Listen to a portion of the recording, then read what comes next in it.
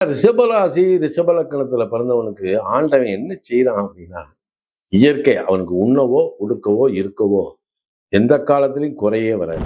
வங்கி கடன் அப்படின்னு நம்ம வச்சிருப்போம் இல்லையா, அவங்கெல்லாம் இந்த பராபவ வருடத்துல மேக்சிமம் ஓரளவுக்கு எல்லா கடனையும் அடைக்கிறதுக்குண்டான வாய்ப்பு இதுல இருக்கு. அதனால உங்களுடைய குடும்பம் பொருளாதாரத்தை பத்தி கவலை இல்லை. தாயார் ஸ்தானாதிபதி ஆகிய சூரியன் தகப்பன் காரகனாகி 12 கேது சாரம் பெற்று கேது 4. அப்படின்னா என்ன, தாய் தகப்பன் உங்களுக்கு செய்ய வேண்டியதெல்லாம் செய்வாங்க, அதுல குறையில்லை. அப்ப நம்ம பெற்ற தாயினுடைய ஆரோக்கியம், தாய் தந்தனுடைய ஆரோக்கியம் இருக்கு இல்லையா, அதை நீங்க இந்த பராபவ வருடத்துல கொஞ்சம் அதிக கவனத்தோடு பார்க்கணுன்றதான் இதுல இருக்கக்கூடிய விஷயம். ரிஷபத்துக்கு 10ஆம் இடத்துலதான் ராகு இருக்கிறார். அது காலபுருஷனுடைய 11ஆம் வீடு. ரிஷபம் காலபுருஷனுடைய 2ஆம் வீடு. அப்ப இந்த 2-11 காலபுருஷனுடைய 2-11 லக்கணத்துக்கு 1-10 இந்த ஆஸ்பெக்ட்ல தான் வேலை செய்யும். அப்பெல்லாம் என்ன, இந்த பராபவ வருடத்துல உங்களுடைய தொழில்துறை மூலமாக கிடைக்கக்கூடிய லாபத்தை யாரும் குறைக்க முடியாது. எல்லாம் வல்ல இறைவனின் பேரருளால் வல்லான் வகுத்த வழிகொப்ப அம்மன் அருள் டிவி நேயர்கள் அனைவருக்கும் தமிழ் புத்தாண்டு வாழ்த்துக்கள். இந்த வருடம் மக்கள் அனைவரும் நல்ல மகிழ்ச்சியோடு, ஆனந்தமாக, ஆரோக்கியமாக, ஐஸ்வர்யத்தோடு தான் கொண்ட தொழிலில் அல்லது உத்தியோகத்தில் மிக சிறந்த நிலையை அடைய வேண்டுமென நான் வணங்கும் வடநாட்டு சித்தரை வணங்கி என் வணக்கத்தையும் வாழ்த்துக்களையும் தெரிவித்துக் கொள்கின்றேன். இப்ப தமிழுடைய வருடங்கள் 60ல் 40வது வருடத்தினுடைய பெயர் தான் பராபவ வருடம். இந்த பராபவ வருடத்தினுடைய அந்த விளக்கம் அவங்க நம்ம பெரியவங்க சொன்னது அருள் தோற்றம் அப்படின்ற ஒரு நிலை. ஆனா இந்த பராபவ வருடம், இந்த பராபவ வருடத்தினுடைய நிலை இப்ப இப்ப நம்ம வர்ற 14ஆம் தேதி இல்லையா, 14ஆம் தேதி காலையில சரியாக 9:25 காலையில் 9:25 தான் சித்திரை பிறக்கிறது, தமிழ் புத்தாண்டு பிறக்கிறது. 14/4/2026. இந்த பராபவ வருடத்திற்கு ஒவ்வொரு வருடத்துக்கும் அவங்க மூலத்துல ஒரு பாடல் கொடுப்பாங்க. அப்ப அந்த வெண்பா மாதிரி இருக்கும். அந்த வெண்பால என்ன சொல்லுவாங்க அப்படின்னா, இதுல சொல்றாங்க, மிக்க பராபவத்தின் மேதினியில் பின்மலையாம் தக்க பசு கடல் ஐக்குமே இக்கு பழிக்காது 4 வகை பல்லுயிர் கின்பம் கழிக்காதனவே கருது அப்படின்னு சொல்றாங்க. என்னன்னா, பராபவ வருடத்தினுடைய பின்வரக்கூடிய மாதங்கள்ல தான் மழை உண்டு, பசுக்கள் செழிக்கும், பால்வளம் பெருகும், 4 வகை சாதியினரும் செழிப்புடன் வாழ்வர், பல்லுயிர்களும் நோய் நொடிகளின்றி இன்பமாகவே வாழும் அப்படின்னு இந்த வருடத்தினுடைய வெண்பாவை அவங்க நமக்கு கொடுக்குறாங்க. இது நமக்கு இந்த பாடலை, இந்த வெண்பாவுடைய இதை கேட்ட உடனே நமக்கு ஒரு மகிழ்ச்சி தான். ஏன்னா இறைவனுடைய அனுக்கிரகத்துல எல்லாருமே நோய் நொடிகளின்றி தொழில்துறையில நல்ல மேன்மை அடைந்து நல்ல ஆரோக்கியத்தோடு வாழ்ந்தாலே. ஏன்னா இன்னைக்கு மக்கள் என்ன சொல்றாங்கன்னா, சாமி கைகால் சோகத்தோட இருந்தா போதும்ன்ற நிலைக்கு வர்றாங்க. அப்ப இந்த வருஷம் அந்த அளவுக்கு நல்லா இருக்கு அப்படின்னா கூட, இந்த பராபவ வருஷத்துல நம்ம முன்னோர்கள் சில நிலைகளை, இந்த ராஜா, மந்திரி, சேனாதிபதி, அர்க்காதிபதி, மேகாதிபதி இப்படின்னு பிரிச்சு அதுக்கு ஒரு சில பலன்களை அவங்க சொல்லுவாங்க. அப்படி இது இருந்தாலும் பஞ்சாங்க கணிதல் கொடுக்கறது தான். அதுக்கப்புறம் தான் நம்ம கிரகத்தினுடைய நிலையை வச்சு 12 ராசிகளுக்கும் என்ன மாதிரியான பலன்கள் அப்படின்றத நம்ம பார்க்கும்போது, இதை அவங்க கொடுத்துருக்காங்க. இந்த வருஷத்தினுடைய ராஜா யார் அப்படின்னா குரு வந்திருக்கார். அப்ப அதுக்கு வாகனம் எது அப்படின்னா குதிரை. மந்திரி யாருன்னா செவ்வாய். செவ்வாய்க்கு வாகனம் எதை கொடுத்துருக்காங்க? யானை கொடுத்துருக்காங்க. அதே மாதிரி சேனாதிபதி சந்திரன், இதுக்கு பசுவை கொடுத்துருக்காங்க. அர்க்காதிபதி சந்திரன், அர்க்காதிபதி சந்திரன், அதுக்கு வந்து பட்சி, இந்த பறவைகள் கொடுக்குறாங்க. மேகாதிபதி சந்திரன், இது மரம் செடி கொடிகளுக்குரியது. சசியாதிபதி குரு, பொதுமக்கள், மக்களுடைய வாழ்க்கையை பற்றி சொல்லுவது. சசியாதிபதி வந்து குரு, பொதுமக்கள். ரசாதிபதி தான் சனி, அது வந்து சர்ப்பம் அப்படின்னு கொடுத்துருக்காங்க. நிராசாதிபதி குரு, அதுதான் கிரகங்களுடைய நிலையை பற்றி சொல்றாங்க. தானியாதிபதி புதன், இதுக்கு விலங்கு என்ன சொல்லியிருக்காங்க? ஒட்டகத்தை கொடுத்துருக்காங்க. பசுநாயகர் கோபால், அனைத்திற்குமானது. பராபவ வருடம்,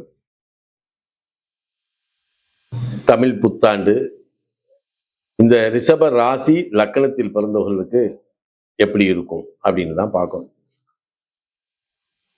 எல்லாருமே வந்து மீண்டும் மீண்டும் பார்த்தோம்னா, அதாவது எல்லா யூடியூப்பையும் பார்ப்பீங்க. அதுல பத்திரிகையில, முந்தியெல்லாம் பத்திரிகையில தான் ராசி பலன்லாம் எழுதுவோம். இந்த சித்திரை மாத பிறப்பு, வருட பிறப்பு, குருப்பெயர்ச்சி, ராகு பயிற்சி, ராகு பயிற்சி, சனி பயிற்சி, இதெல்லாம் பார்ப்போம். இதெல்லாம் எதுனா அவன் வாழ்க்கையில் ஏற்படக்கூடிய கஷ்டங்கள்னு ஒண்ணு இருக்குல்ல, அதுல எங்கேயாவது ஒரு இடத்துல வந்து நமக்கு ஒரு வழி கிடைச்சிடாதா அப்படின்னா, நம்ம மக்களை யாரையுமே குறை சொல்லக்கூடாது. ஆனா ரிஷபராசி, ரிஷப லக்கணத்துல பிறந்தவனுக்கு ஆண்டவன் என்ன செய்யறான் அப்படின்னா, இயற்கை அவனுக்கு உண்ணவோ உடுக்கவோ இருக்கவோ எந்த காலத்திலையும் குறையே வராது. அவன் கொஞ்சம் ருசி பிரியர் தான், சாப்பாடு பிரியங்க. அதனால இறைவன் அவன் ஆசைப்பட்ட உணவை வந்து கொடுத்துதான்ன்றது விதி. பட் பராபவ வருடத்தினுடைய தொடக்கம் எந்த நட்சத்திரத்துல பிறக்குது? சதய நட்சத்திரத்துல பிறக்கு. அப்ப இன்னைக்கு ரிஷபத்துக்கு 10ஆம் இடத்துலதான் ராகு இருக்கிறார். அது காலபுருஷனுடைய 11ஆம் வீடு. ரிஷபம் காலபுருஷனுடைய 2ஆம் வீடு.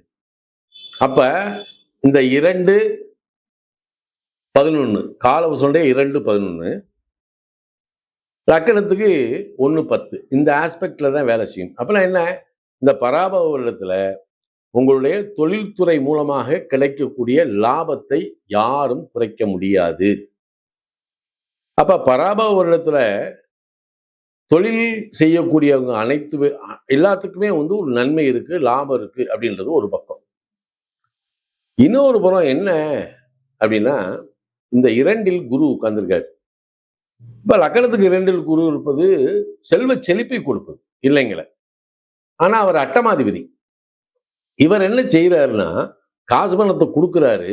கொடுத்த உடனேயே பின்னாடியே நமக்கு யாருக்கு நம்ம பணம் கொடுக்கணுமோ அவனையும் சேர்த்து வந்து நிப்பாட்டிடுறாரு. இதான் அங்க இருக்கக்கூடிய பிரச்சனை. சரி, நம்ம வந்து வாங்கினதை கொடுத்துத்தானே ஆகணும். இதுல வங்கி கடன் அப்படின்னு நம்ம வச்சிருப்போம் இல்லையா, அவங்கெல்லாம் இந்த பராபவ வருடத்துல மேக்சிமம் ஓரளவுக்கு எல்லா கடனையும் அடைக்கிறதுக்குண்டான வாய்ப்பு இதுல இருக்கு.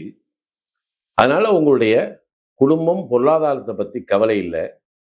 புதிய தொழில் ஏதாவது செய்யலாமா அப்படின்னு ஒரு முயற்சி உங்களுக்கு இருந்துச்சுன்னா தாராளமாக செய்யலாம். அதுல உங்களுக்கு எந்த தடையும் கிடையாது. நான் இருக்கிற வீட்டை வந்து ஆல்ட்ரேஷன் பண்ண போறேன், இல்ல இது எங்க அம்மா அப்பா வாழ்ந்த வீடு, இதை நான் வந்து புதுப்பிக்க போறேன், செய்யுங்க, தப்பு இல்லை. இந்த இடத்துல என்ன அப்படின்னா, தாயார் ஸ்தானாதிபதி ஆகிய சூரியன் தகப்பன் காரகனாகி 12ல் கேது சாரம் பெற்று கேது 4ல். அப்படின்னா என்ன? தாய் தகப்பன் உங்களுக்கு செய்ய வேண்டியதெல்லாம் செய்வாங்க, அதுல குறையில்லை. அப்ப நம்ம பெற்ற தாயினுடைய ஆரோக்கியம், தாய் தந்தனுடைய ஆரோக்கியம் இருக்கு இல்லையா, அதை நீங்க இந்த பராபவ வருடத்துல கொஞ்சம் அதிக கவனத்தோடு பார்க்கணுன்றதான் இதுல இருக்கக்கூடிய விஷயம். நீங்க பிள்ளைகளை பத்தியெல்லாம் கவலையே படாதீங்க. உங்க பிள்ளைகள் அனைவருமே இந்த பராபவ வருடத்துல உங்களுக்கு மகிழ்ச்சியை கொடுக்கக்கூடிய விதத்துல, பெருமை சேர்க்கக்கூடிய விதத்துல தான் இருப்பாங்க.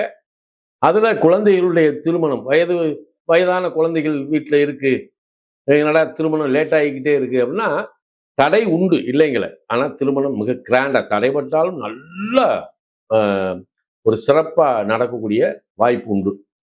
பட் என்னன்னா, இந்த ரிஷப லக்கணத்துல பிறந்தவங்க, ரிஷபராசியில பிறந்தவங்க பராபவ வருடத்துல ஆரோக்கியத்தை கொஞ்சம் கவனத்துல எடுத்துக்கிறது நல்லது அப்படின்றது இது பொதுவான கருத்து. இப்ப சில பேர் வந்து மனைவிக்கு ஒரு வேலை வாய்ப்பு தேடணுமே அப்படின்னு சொல்லி ஒரு முயற்சி பண்ணுவாங்க. அப்ப இது கிடைக்குமா? கிடைக்கும். ஆனா இந்த செவ்வாய் போய் லக்னத்துக்கு 11ல உட்கார்ந்து சனிசாரம் பெற்றதுனால நல்ல அறிமுகமான, நல்ல தெரிந்த, ஒண்ணுக்கு ஒண்ணு பழகுன நண்பன்கிட்ட தான் நம்ம ஏமாற போறோம் அப்படின்றது இந்த பராபவ வருடத்துல இருக்கக்கூடிய முக்கியமான நிலை. கூட பிறந்தவங்க அண்ணன் தம்பிகளுக்கு, கூட பிறந்த அக்கா தங்கச்சிகளுக்கு செய்யறதை பத்தி தவறே இல்லை. அது நம்ம கடமை. அவங்க செய்யாட்டாலும், அதை நினைச்சு பார்க்காட்டாலும் நம்ம செய்ய கூட பிறந்துட்டோம்லான்னு செஞ்சிடலாம். ஆனா எனமே தெரியாத, அதாவது முன்ன பின்ன தெரியாத ஒருத்தன்ட்ட போய் நம்ம பணத்தை கொடுத்து ஏமாந்துடுறது அப்படின்னு இருக்கக்கூடாது. இதுல நண்பர்கள் மூலமாக இழப்பு இருக்கிறத மையப்படுத்திக்கிங்க. இல்லை சார், நான் ஏற்கனவே ஒரு தொழில் நடத்திக்கிட்டு இருக்கேன், இன்னும் ஒரு தொழில் செய்யலாம்னு நினைக்கிறேன், இது எனக்கு லாபத்தை கொடுக்குமா? நிச்சயமா கொடுக்கும். ஆனால் முதல் போட்ட உடனேயே லாபத்தை எதிர்பார்ப்பது தவறு. அதனால கொஞ்சம் யோசிச்சு, ஏன்னா நம்மளே கடனை வாங்கி தான் தொழில் செய்வோம். அப்ப இந்த இடத்துல நீங்க கொஞ்சம் கவனமாக கை கொள்வது நல்லது அப்படின்றதும். மற்றபடி இந்த பராபவ வருடத்துல உங்களுக்கு மற்ற எந்த குறையும் இல்லை. ஏன் அப்படின்னா, இப்ப ஜூன் மாசம் 6ஆம் தேதி குருப்பெயர்ச்சி வந்தோம். ஜூன்ல குருப்பெயர்ச்சி வந்தோம். குரு உங்க ராசிக்கு 3ல போய் உட்கார்ந்து உங்க லக்கணத்துக்கு 11ஆம் இடமான மீனத்தை பார்க்கும்போது உங்களுக்கு லாபமின்மையை கூட்டிடுவார். அப்ப நீங்க போட்ட முதலுக்கு இரட்டித்த லாபத்தை கொடுப்பதற்குண்டான வாய்ப்பு அதுல உண்டு. ஆனா 11ஆம் இடத்துல இருக்கக்கூடிய சனி ரிஷபலக்கணத்திலே தர்ம கர்மாதிபதினு சொல்லக்கூடிய 9, 10 சனி உங்க லக்கணத்தை பார்க்கறதுனால இது எப்படி ஒரு விஷயம்னா, குடிசையில பிறந்தோம், கடுமையா உழைச்சோம், எந்த முன்னேற்றமே இல்லை அப்படின்ற ஒரு ஏக்கத்தோடு இருக்கும் பார்த்தீங்களா, அவங்களுக்கெல்லாம் இந்த பராபவ வருடம் அடையாளப்படுத்துகின்ற அளவுக்கு உங்களுடைய மேன்மை இருக்கிறது. ஆனா சனி பகவான் நாம் திட்டமிடுதலுக்கெல்லாம் தடை பண்ணிடுவான். யதார்த்தமா எதிர்பாராத கொடுக்கறது பாருங்க, அதுதான் யோகம். அப்ப எதிர்பாராத சில முன்னேற்றங்களை இந்த சனி பகவான் செய்வார் அப்படின்றத நம்ம கவனத்துல எடுத்துக்கிடணும். ஆனா இந்த ராசியாதிபதி லக்னாதிபதி சுக்கிரன் போய் 12ல உட்கார்ந்துருக்காரு பார்த்தீங்களா, வீட்டுல கணவன் மனைவிக்குள்ள ஏற்படக்கூடிய கருத்து வேறுபாடுகள் இருக்கு பார்த்தீங்களா, அதை நீங்க என்ன செய்யணும், விட்டு கொடுத்து தான் போகணும். விட்டு கொடுத்து போனா தான் வாழ்க்கை. அப்ப இதை மனசுல வச்சுக்கணும். ஏன்னா இந்த வருஷம் பாருங்களேன், குழந்தைகளுடைய செலவு, வீட்டு செலவு, கூட பிறந்தவங்க செலவு, இப்படின்னு செலவுகள் அதாவது வரிசைப்படுத்தக்கூடிய செலவுகள் இருந்தாலும் அதை சமாளிக்கக்கூடிய தைரியத்தையும் திறமையையும் உங்களுக்கு கொடுத்துருக்கு. அதனால நீங்க பயப்பட வேண்டியதில்லை. பராபவ வருடம் உங்களுடைய வாழ்க்கையினுடைய நல்ல மாற்றத்துக்கும் தொழில் முன்னேற்றத்திற்கும் லாப மேன்மைக்கும் வித்திடக்கூடிய வருடமாக இந்த பராபவ வருடம் அமைகிறது. ஆகையால் மக்கா, இந்த வருஷத்தை நீங்க கவனமா செயல்பட்டு வாழ்வினுடைய முன்னேற்றத்திற்கு வழிவகுக்க வேண்டுமாய் நான் வளநாட்டு சித்தரை வேண்டிக் கொள்கின்றேன். வாழ்த்துக்கள். வணக்கம்.